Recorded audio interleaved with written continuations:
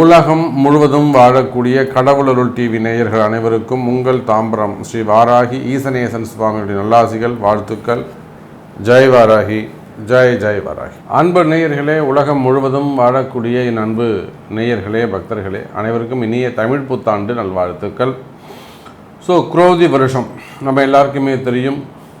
தமிழ் வருஷம் மொத்தம் 60 ஆண்டுகள் உடையது. இந்த 60 வருஷத்தை தான் மாற்றி மாற்றி வந்துகிட்டே இருக்கும்.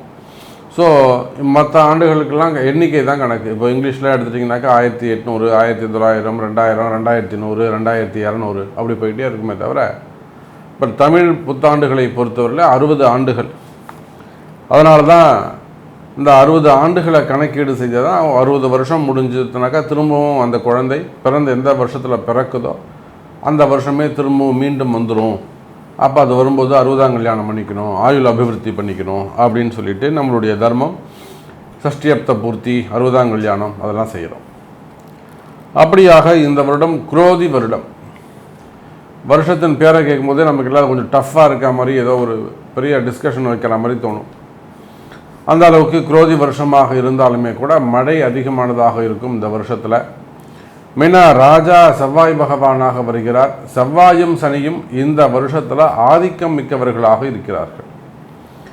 பொதுவாக இந்த வருஷம் பிறக்கும்போது அந்த வருஷத்துக்கு ராஜா, அப்புறம் தளபதி, இவங்க 2 பேரும் யாருங்கிறத வச்சு தான் அந்த வருஷம் எப்படி இருக்குங்கிறத நம்ம சொல்ல முடியும். சேனாதிபதி, அது மாதிரிலாம் மந்திரி. அப்போது இந்த குரோதி வருஷத்துக்கு செவ்வாயும் சனியும் ஆதிக்கம் மிக்கவர்களாக இருக்கிறார்கள். கிரக மாற்றங்கள் நிறைய நிகழப்போகுது. இந்த கிரக மாற்றங்களில் மெயினாக இந்த வருஷத்தில் சனியுடைய வக்ரம் இருக்குது.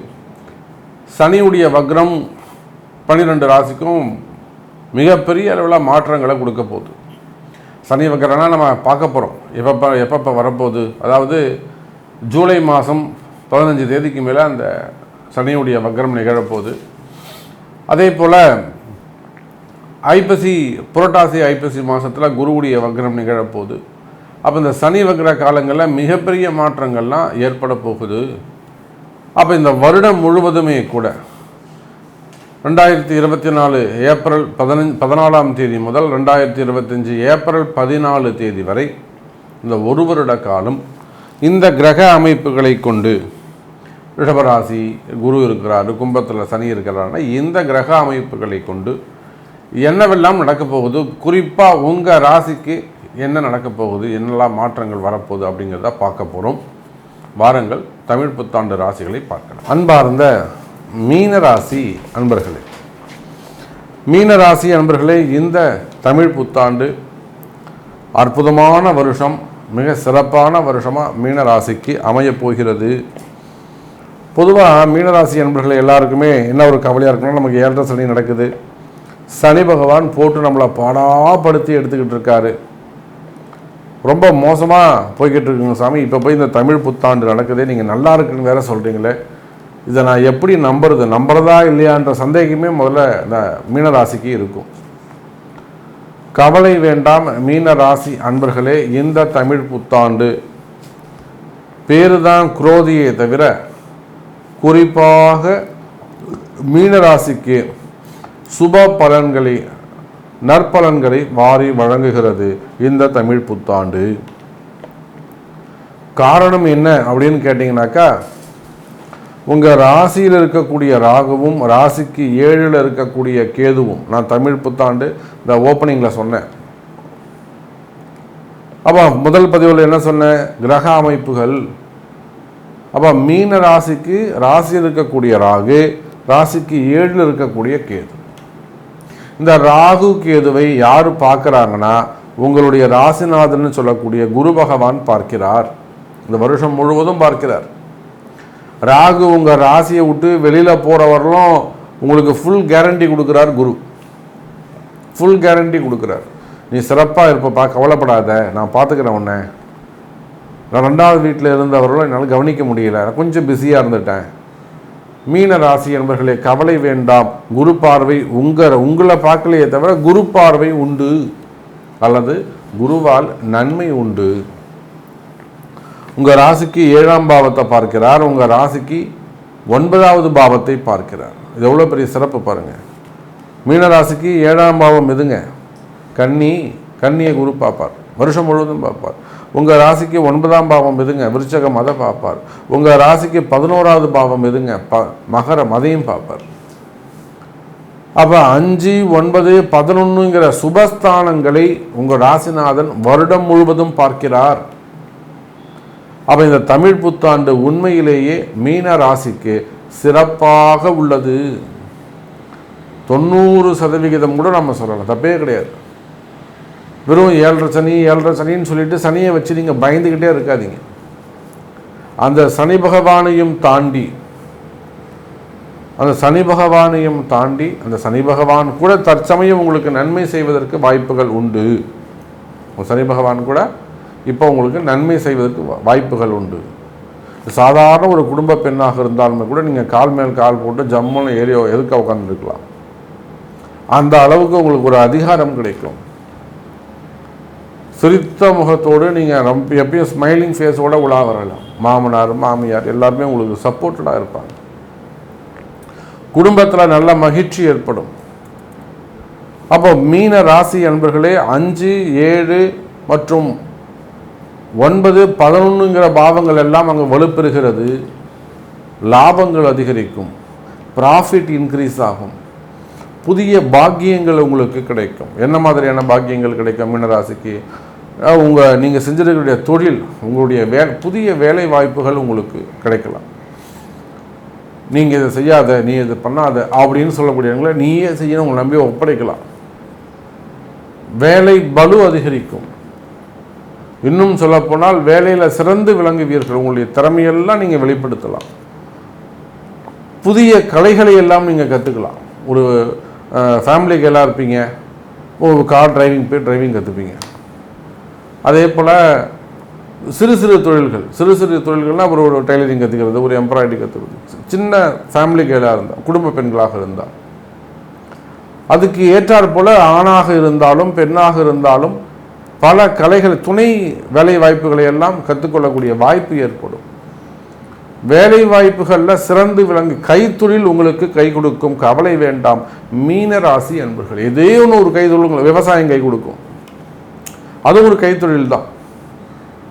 நீங்கள் ஒரு பெரிய அரசியல் தலைவராக கூட இருந்துட்டு போங்களேன், ஃபேமிலியாக இருங்களேன். ஆனால் இந்த சமயம் அரசியல் சொல்லப்படாது, விவசாயம் கை கொடுக்கும். அப்போ ஏதோ ஒரு கைத்தொழில் உங்களை காப்பாற்றும். சைட் பிஸ்னஸ், சிறு தொழில்கள் எல்லாம் வெற்றி பெறுவதற்கான வாய்ப்புகள் உண்டு. அதே சமயம் பெரிய பெரிய தொழிலும் சிறப்பாக நடக்கும். கவலை வேண்டாம் மீனராசி அன்பர்களே. அப்போ 9ல் இருக்கக்கூடிய 7ஆம் இடத்துல 1, 7ஆக இருக்கக்கூடிய ராகு கேதுக்கள் கூட மறைமுகமாக உங்களுக்கு நன்மையை செய்யும். ஏன்னா குருவுடைய பார்வை கிடைக்கிறதால குரு சண்டால யோகம், குரு ராகு தொடர்பு, இதெல்லாம் நம்ம நிறைய சொல்லலாம். நம்ம யோகத்தையும் இங்கே பேச வேணாம். நடக்க வேண்டிய நன்மைகள் தடைகள் இல்லாமல் நடந்தால் போருங்கிறது தான் நான் என்னுடைய கிளைண்ட்டுக்கு நான் சொல்லுவேன். என்னுடைய பக்தர்களுக்கு நான் அதுதான் சொல்லுவேன். எனக்கு அந்த யோகம் வேணும், இந்த யோகம் வேணும். யோகமே வேணாண்டா, நடக்க வேண்டிய விஷயங்கள் உனக்கு நல்லபடியாக நடந்தால் அதுவே போரும். அது தடை வராமல் நீ பார்த்துக்கோ. உன்னுடைய தலையெழுத்து நிர்ணயிக்கப்பட்டது, அவ்வளோதான். அதில் தடைகள் வராமல் குறைகள் வராமல் இருக்குமே, ஆனால் நீ நிம்மதியான வாழ்க்கையை வாழலாம். இதுதான் என்னுடைய பக்தர்களுக்கு நான் சொல்லக்கூடிய வார்த்தை. அப்போ மீன ராசி அன்பர்களே, இந்த தமிழ் புத்தாண்டு முழுவதுமே சிறப்பானதாக இருக்கும். குறிப்பாக நீங்கள் எந்த தொழில் செய்பவராக இருந்தாலும் சரிதான், தொழில் அமைப்புகள் சிறப்பானதாக இருக்கும். தொழிலில் இருக்கக்கூடிய கஷ்டங்கள் விலகும். கால நேரத்தை கவனித்து கொண்டிருக்க வேண்டும். கால நேரம் உங்களை கவனிச்சுக்கிட்டு இருக்கும், நீங்களும் கால நேரத்தை கவனிச்சுட்டு இருக்கணும். அப்போ நிச்சயமாக அனுகூலமான கால நேரமாக இது உங்களுக்கு அமைகிறது. இந்த தமிழ் புத்தாண்டு அனுகூலமான கால நேரமாக அமைகிறது. அதனால தான் நான் உங்களுக்கு சொன்ன கிட்டத்தட்ட ஒரு 90% உங்களுக்கு ஹெல்ப் பண்ண போது இந்த தமிழ் புத்தாண்டு. பல ஆண்டுகளுக்கு பிறகு மீனராசிக்கு பல நன்மைகள் நடக்கப் போகுது. எந்த தொழில் செய்பவராக இருந்தாலும் தொழில்துறையில் சிறந்து விளங்குவீங்க. நீங்கள் அரசியலாக இருக்கலாம், சினிமா துறையாக இருக்கலாம்.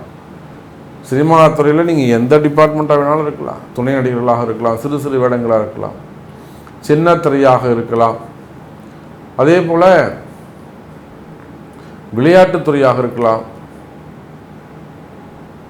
அப்போ நீங்கள் எந்த தொழில் செய்பவராக இருந்தாலும், அதே போல் ஜாப், வேலை வாய்ப்புகள் சிறப்பானதாக இருக்கும். மீனராசி நேயர்களே, குரோதி வருட தமிழ் புத்தாண்டு பலன்கள் 12 ராசியும் சொல்லிட்டு வரேன். அந்த வகையில் மீனராசிக்கும் சொல்கிறேன். இந்த மீனராசிக்காரங்களுக்கு பார்த்தீங்கன்னாக்கா, உங்கள் ராசியிலேயே ராகு இருக்கார், 7ஆம் இடத்துல கேது இருக்காங்க, 12ஆம் இடத்துல சனி பகவான் இருக்கார். இப்போது 2ல் இந்த குரு பகவான் 3ஆம் இடத்துக்கு போக போகிறார். அப்போது உங்களுக்கும் கிரக சூழ்நிலை அவ்வளோவா சரியில்லைன்னு தான் சொல்லப்படுது. இருந்தாலும் மீனராசிக்காரருக்கு பிறந்தவங்களுக்கு எந்த ஒரு கவலையும் பட மாட்டாங்க. மேக்ஸிமம் அவங்க எல்லாத்தையும் ஈஸியாக எடுத்துகிட்டு போகிறவங்க, எதை பற்றியும் கவலைப்பட மாட்டாங்க. தெய்வ வழிபாடும் குறைவாக தான் இருக்கும். இருந்தாலும் ஆன்ம பலம் அதிகரிக்கும், அவங்களுக்கு துணிச்சல் இருக்கும், தைரியம் இருக்கும், எல்லாம் பார்த்துக்கலாம் அப்படின்ற ஒரு தன்னம்பிக்கை இருக்கும் அவங்களுக்கு. அதனால் மீனராசிக்காரங்க இந்த தமிழ் புத்தாண்டு பலனை கண்டிப்பாக கடந்து வந்துடுவீங்க.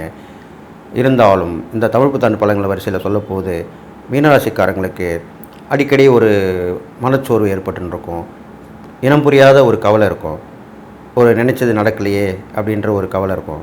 அதெல்லாமே கொஞ்சம் காலத்தில் சரியாயிடும். அது வரத்தான் போகுது நல்ல நேரம். இப்போ இருக்கிற காலகட்டத்தில் நீங்கள் கொஞ்சம் அதை பற்றி கவலைப்படாமல் உங்கள் வாழ்க்கை உண்டு நீங்கள் ஒன்று இருந்துட்டு வந்தால் நல்ல விஷயமாக நடக்கும். நீங்கள் செய்யக்கூடியது என்னென்னு கேட்டிங்கன்னா, ஒரே சிந்தனையோடு இருங்க, ஒரே கொள்கையோடு இருங்க, கண்டிப்பாக நல்லது நடக்கும். பலவித ஆசைகளை வளர்த்துக்காதீங்க. அப்படி இருக்கணும் இப்படி இருக்கணும்லாம் நினைக்காதீங்க. இந்த காலகட்டங்கள் அப்படி தான் சொல்லப்படுது. இது இல்லாமல் உங்களுக்கு நிறைய அலைச்சல் திருச்சல் ஏற்படும், செலவுகள் நஷ்டங்கள் ஏற்படும். அதனால் ஒரு செலவுக்கு 2 செலவாக இருக்கும். எப்படி ஒரு 1க்கு 2 கிடைக்கும்னு சொல்லியிருக்கேன் இல்லையா? நல்லதுக்கு கெட்டதுக்கு ஒரு நஷ்டத்துக்கு இன்னொரு நஷ்டமும் ஏற்படும். ஒரு செலவு, ஒரு பொருள் வாங்குவீங்க, அந்த பொருள் ரிப்பேர் ஆகிடும். அந்த ரிப்பேருக்கு ரிப்பேர் பண்ணுவீங்க, ரிப்பேர் பண்ணிட்டோன்னு திருப்பி இன்னொரு தடவை ரிப்பேர் ஆகும். அப்போ அது நஷ்டத்துக்கு நஷ்டம் தானே சொல்லப்படுது. அதனால் யோசனை பண்ணி ஆராய்ச்சி பண்ணி வாங்கணும். உங்களுக்கு எந்த பொருள் வாங்கணும், நல்லதாக வாங்கணும். காசு அதிகமாக கொடுத்தா கூட நல்ல பொருளை வாங்குங்க. குறைவாக கொடுத்துட்டு ஒரு உபயோகமற்ற பொருளை, ஒரு வேல்யூ இல்லாத பொருள் வாங்கிட்டா அது அடிக்கடி செலவு வச்சுப்பேன். அது வண்டி வாங்கணும் கூட அப்படி தான் சொல்லப்படுது. இப்போது செகண்ட் ஹேண்ட் வண்டி வாங்குறாங்க நிறைய பேர், காசு இல்லைன்னு சொல்லிட்டு. ஆனால் அந்த வண்டி வாங்கும்போது ஆராய்ச்சி பண்ணி ஒரு மெக்கானிக்கை கூட்டின்னு போயிட்டு அனுபவபூர்வமாக ஓட்டி பார்த்து வாங்கணும். அது மாதிரி யாரும் செய்யறதில்ல. செகண்ட் ஹேண்டில் கிடைக்குது, விலை குறைவாக சொல்லி வாங்கிடுறாங்க. ஆனால் அதுக்கப்புறம் என்ன ஆகுது? அது செலவு வச்சுக்கிட்டு தான் இருக்கும். அது ஏற்கனவே செலவு வச்சுன்னு தான் இருக்கும். அது சொல்ல மாட்டாங்க. விற்கிறவங்க எப்படி சொல்லுவாங்க? நம்ம வாங்குறவங்க தான் புத்திசாலித்தமாக இருந்து சாதுரியமாக இருந்து அந்த துறையில் தெரிஞ்சவங்களை கூட்டின்னு போய் பார்த்து வாங்கணும். அது காராக இருந்தாலும் சரி, 2 வீலர் இருந்தாலும் எதுவாக இருந்தாலும் சரி, செகண்ட் ஹேண்டில் வாங்கும்போது யோசிச்சு வாங்கணும். அதுதான் உங்களுக்கு அதுக்குண்டான காலகட்டத்தை இப்போ நடந்துட்டுருக்கு. அதுக்காக தான் சொல்ல வரேன். அதனால் எல்லாத்தையுமே ஆராய்ச்சி பண்ணி அனுபவப்பட்டு தான் அந்த பொருளை வாங்கணும், செய்யணும். இல்லைனா நஷ்டத்துக்கு மேலே நஷ்டம் ஏற்படும். இது இல்லாமல் இந்த மீனராசிக்காரங்க அடிக்கடி வெளியூர் வெளிநாடு பயணங்கள் ஏற்படக்கூடிய அமைப்பு இருக்குது. அப்படி வாய்ப்பு வந்தால் போயிட்டு வந்துடுங்க. உள்ளூரில் இருக்க வேண்டிய அவசியம் இல்லை. இருந்தால் பிரச்சனை, இல்லாவிட்டால் சந்தோஷம், நல்லா இருப்பீங்க. இது இல்லாமல் உங்களுக்கு கணவன் மனைக்குள்ளே பிரச்சனைகள் வரத்துக்கு வாய்ப்பு இருக்குது. அது அடிக்கடி வந்துக்கிட்டே இருக்கும். அதையும் நிவர்த்தி பண்ணணும்னா நீங்கள் உங்கள் வேலை ஒன்று நீங்கள் ஒன்று பார்த்துன்னு போயிட்டு இருந்தீங்கன்னா ஒன்றுமே நடக்க போகிறதில்ல. அந்த இடத்த விட்டு நீங்கள் கிளம்பிடணும். அப்போது அந்த பிரச்சனை வரத்துக்கு வாய்ப்பு இல்லை. பிரச்சனை பெருசு பண்ணக்கூடாது, அவ்வளோதான். இப்போது ஒரு பிரச்சனை நடக்குன்னு தெரியும் போது நம்ம ஒரு சின்ன விஷயத்துக்கு பெருசாகும். அதுதான் சில கணவன் மனைவிலாம் போனீங்கன்னா இந்த ஃபேமிலி கோர்ட்டில் டைவர்ஸுக்கு அப்ளை பண்ணியிருப்பாங்க. ஃபேமிலி கோர்ட்டில் போனீங்கன்னா கேட்டிங்கன்னா அவங்க சொல்கிற பதிலும் பார்த்தா ரொம்ப சிரிப்பாக இருக்கும். இந்த விஷயத்தில் இல்லாமல் கூட டைவர்ஸ்க்கு வந்திருக்கீங்கன்னு கேட்பாங்க. டிவி பார்த்ததில் ஒரு பிரச்சனை வந்திருக்கும், சாப்பாட்டு விஷயத்தில் ஒரு பிரச்சனை வந்திருக்கும், சாப்பாட்டில் ஏதோ குறை கொட்டராக இருக்கும், அது கண்டுபிடிச்சி அதில் ஒரு பிரச்சனை வந்துடும், சண்டை போட்டு. இதெல்லாம் சின்னது பெருசாகுதுன்னா அந்த நேரங்காலம் தான், அந்த கிரகத்துடைய தன்மை, கிரக சூழ்நிலை தான் அப்படி ஆகும். நாங்கள் அப்படி சொல்ல முடியாது. ஏன்னா எங்களுக்கு தெரியும் இந்த மாதிரி கிரகங்கள் இந்த மாதிரி சூழ்நிலை இருக்கும்போது சின்ன விஷயம் கூட பெருசாகிடும். ஊதியே பெருசாகிடுவாங்க. அந்த மாதிரின்னு சொல்லுவாங்க இல்லையா, கேள்விப்பட்டிருப்பீங்க. அது மாதிரி தான் நடக்கும். ஸோ அந்த மாதிரி ஒரு காலகட்டங்கள் இப்போ உங்களுக்கு இருக்கும்போது சின்ன விஷயத்தை கூட பெருசாக மாற்றக்கூடாது. அதை ஆரம்பத்திலேயே தவிர்த்துடணும். இல்லைனா உங்களுக்கு வெல்விஷர் கண்டிப்பாக இருப்பாங்க.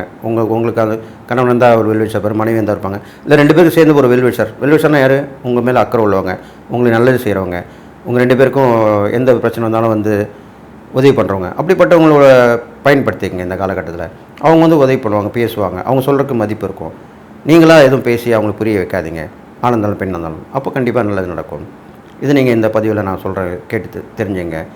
சும்மா பலன்கள் மட்டும் சொல்கிறதுனால ஒரு பிரயோஜனம் இல்லை. இதை எப்படி நடந்துக்கணும், இந்த பிரச்சனையை எப்படி சமாளிக்கணும், அதை சொல்கிறது தான் உண்மையான ஒரு வழிகாட்டிக்கு நிதர்சனமான உண்மைன்னு சொல்லிவிட்டு, அடுத்ததாக நான் என்ன சொல்ல வரேன்னா, இந்த மீனராசிக்காரங்களுக்கு வெளியூர் தொடர்பு கண்டிப்பாக ஏற்படும். அது மூலிமா நல்ல பலன்கள் ஏற்படும். பயணங்கள் போகும்போது கொஞ்சம் ஜாக்கிரதையாக போயிட்டு ஜாக்கிரதையாக வாங்க. ஏன்னா நஷ்டங்கள் ஏற்படும் தான், மற்றபடி உயிருக்கு ஆபத்தோ கண்டமோ ஏற்பட போகிறதில்ல.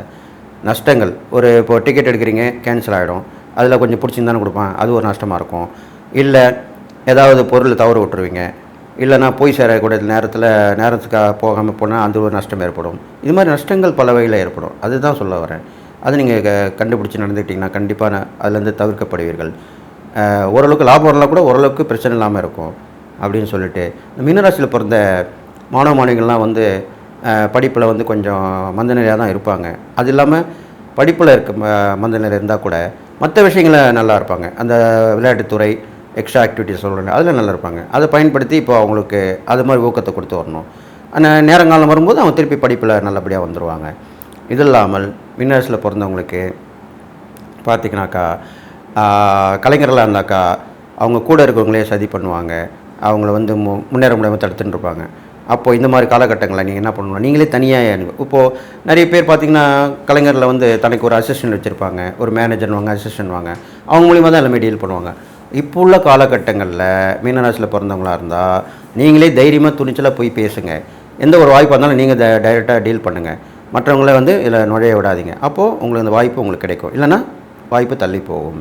மூன்றாம் முக தலையீடு இருக்கக்கூடாது அப்படின்றத தான் இப்படி சொல்கிறேன். அதே மாதிரி அரசியல்வாதிகளும் அப்படி தான், மூன்றாம் முக தலையிடக்கூடாது. நம்ம டைரெக்டாக பேசணும். மேலிடம் கூப்பிட்றாங்களா, நீங்களே போய் பேசுங்க. இதுக்கு ஒரு தூது வச்சுக்காதீங்க. நீங்கள் முதல்ல இன்றைக்கி போய் பேசிட்டு வாங்க, அப்புறம் நான் பேசுகிறேன் அப்படின்லாம் சொல்லாதீங்க. அப்போது அது மூலிமா ஒரு பிரச்சனை இருக்குன்னு சொல்லும்போது நீங்கள் தனியாக நேருக்கு போய் சந்திங்க. மீனராசி அன்பர்களுக்கு வணக்கம். மீனராசி காலபுருஷனுக்கு 12வது ராசி. பூரட்டாதி 4ஆம் பாதம், உத்திரட்டாதி, ரேவதி நட்சத்திரம் உள்ளடக்கியது. இந்த மீனராசியில் பிறந்தவர்களுக்கு இந்த குரோதி ஆண்டு எப்படி இருக்க போகிறது? சூப்பராக இருக்குமா இல்லை சுமாராக இருக்குமா? அதாவதுங்க, ராசிநாதன் குரு பகவான் சென்ற ஆண்டு மேஷத்தில் 2ஆம் இடத்துல இருந்தார். அமக்கலமாக இருந்தது, ஸ்தான பலம் அப்படின்னு சொல்லலாம். இந்த ஆண்டு பார்த்தீங்கன்னு சொன்னால் அவர் 3ஆம் இடத்துக்கு போயிட்டார். 3ஆம் இடம் என்பது ஒரு முக்கால் சுபம், முயற்சி ஸ்தானம், அவ்வளோதான். இருந்த போதிலும் அங்கே ஸ்தான பலத்துக்கு வேலை இல்லை. என்ன முயற்சி எடுப்பீங்க, முயற்சி சக்ஸஸ் ஆகிறதுக்கு ஆனால் வேலைகளை அவர் குரு பகவான் பார்ப்பார். இளைய சகோதரர்களுக்கும் உங்களுக்கும் ஒரு அண்டர்ஸ்டாண்டிங் இருக்கும். ஒரு மன வேற்றுமையெல்லாம் அகன்று ஒருத்தருக்கு ஒரு பரஸ்பரம் ஒற்றுமையாக இருக்கக்கூடிய ஒரு நிலை. எடுக்கின்ற முயற்சிகள் கொஞ்சம் சக்ஸஸ் ஆகும், அவ்வளோதான். மற்றபடி உங்களுக்கு 3ஆம் இடம் ஸ்தான பலம் பெருசாக சொல்கிறதுக்கு இல்லை. பார்வை பலத்தை நம்ம பார்க்கலாம். பார்வை பலம் முதல்ல 7ஆம் இடத்தை பார்க்குறார். 7ஆம் இடம் என்பது இந்த மீனராசி என்பவர்களுக்கு கடந்த ஆண்டு கேது பகவான் இருந்தார், இப்போவும் கேது இருக்கார், குரு பார்வையில் இருக்கார். அப்போ கடந்த ஆண்டு திருமணம், இந்த மீனராசி அன்பர்களுக்கு திருமணம் கைகூடி வரல. பேச நீங்கள் கொண்டீங்க, ஆனால் கைகூடி வந்ததா இல்லை. இப்போ இந்த ஆண்டு பாருங்கள், கண்டிப்பாக திருமணம், கண்டிப்பாக யாராருக்கெல்லாம் திருமணம் ஆகலையோ அவங்களுக்கெல்லாம் திருமணம் கண்டிப்பாக நடந்துடும், கைகூடி வரும். நண்பர்களால் ஆதாயம், நட்பு வட்டாரங்கள் விரிவடையும். அதுலேயும் குறிப்பாக அது புதனுடைய வீடாக இருக்கிறதால இந்த பத்திரிகை துறை, மீடியா துறை, அச்சகத்துறை, இந்த டாக்குமெண்ட் ரைட்டர்ஸ் போன்ற பிரிவில் பணியாற்றும் அன்பர்களுக்கு ஒரு பொக்கிஷமான ஒரு காலகட்டம். கேது பகவான் உங்களுக்கு அங்கே இருக்கிறார். ஆன்மீகத்தில் அதிக நாட்டம் இருக்கிறவங்களுக்கு அதில் ஈடுபாடு அதிகம் இருக்கும், அதில் செல்வாக்கு பெறுவீர்கள். கூட்டு தொழில் செய்பவர்களுக்கு, கூட்டாளிகளுக்கு நன்மைகள் நடக்கக்கூடிய ஒரு அமைப்பு இருக்குது அப்படின்னு சொல்லலாம். மற்றபடி கணவன் மனைவி ஒற்றுமை, சந்தோஷம், குதூகலம் ஏற்பட போகிறது. ஒரு அன்னோன்யம் இருக்க போகிறது.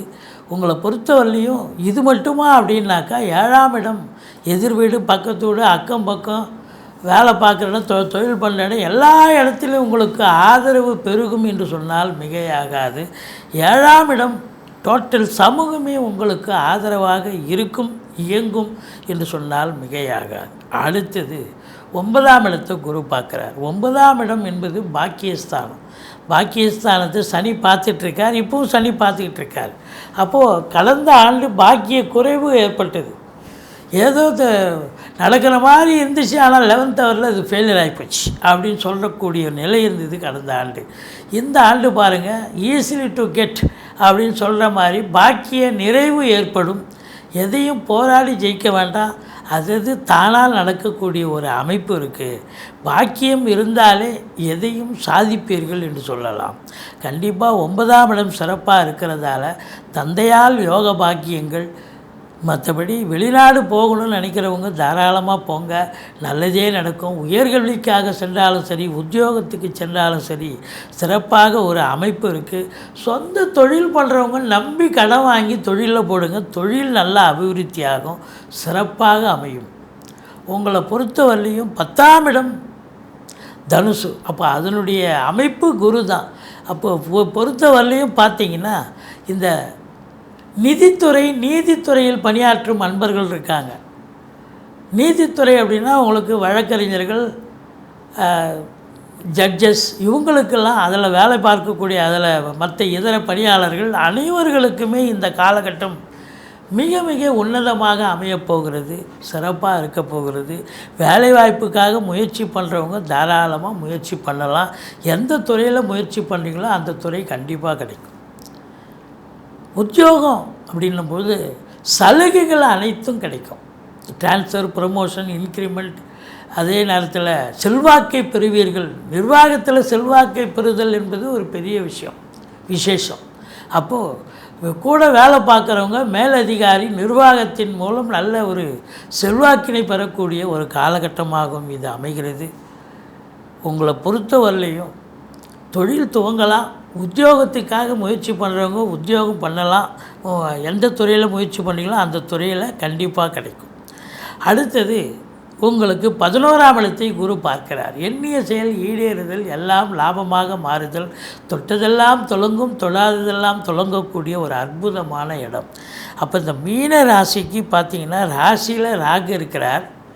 ஒரு பிரம்மாண்ட நாயகன் ராசியில் உட்காந்துருக்காருன்னா உங்களை திருப்திப்படுத்த முடியாது. ஏதாவது ஒன்று பண்ணணும், தொழில் துவங்கணும்னு நினச்சிங்கன்னா இன்னும் இது பத்தாது, இன்னும் இதை விட பெருசாக பண்ணணும், இல்லை இதை ஒரு வண்டி வாங்கலாம், இதை வாங்கலாம், இன்னும் இதை விட பெருசாக வாங்கலாம், வீடு வாங்கணும், இல்லை இன்னும் இதை விட எனக்கு இன்னும் பிரம்மாண்டமாக வீடு வேணும் அப்படின்னு எல்லாத்தையும் ஒரு பிரம்மாண்டத்தை தேடுவீர்கள். அதனால் கொஞ்சம் காலதாமதம் எடுக்கும், ஆனால் கண்டிப்பாக அவர் பிரம்மாண்டத்தையே வாங்கி கொடுப்பார், எதை வாங்கி கொடுத்தாலும். இப்போ 11ஆம் இடம் நல்ல லாபம், பண வரவு, பொருள் வரவு இருக்குது. அப்போ நிச்சயமாக நீங்கள் பிரம்மாண்டத்தை தேடி போனால் அது சாத்தியமாகுமா? கண்டிப்பாக பெரிய லெவலில் வீடு வாசல் வாங்குவீங்க, கார் பங்களான்னு வாங்குவீங்க, பிள்ளைகளை உயர்கல்வி படிக்க வைப்பீங்க, சொத்து சுகம் வாங்கி போடுவீங்க, தோட்டத்துறம் வாங்குவீங்க, ஃப்ளாட்டு வாங்கணும்னா வாங்கக்கூடிய ஒரு அமைப்பு இருக்கும் அப்படின்னா. கடவுள் அருள் டிவியை பார்த்தமைக்க நன்றிகள். மேலும் இது போன்ற தகவல்களை தெரிந்து கொள்ள கடவுள் அருள் டிவியை சப்ஸ்கிரைப் செய்யுங்கள். மறக்காமல் பெல் ஐக்கானை கிளிக் செய்யுங்கள்.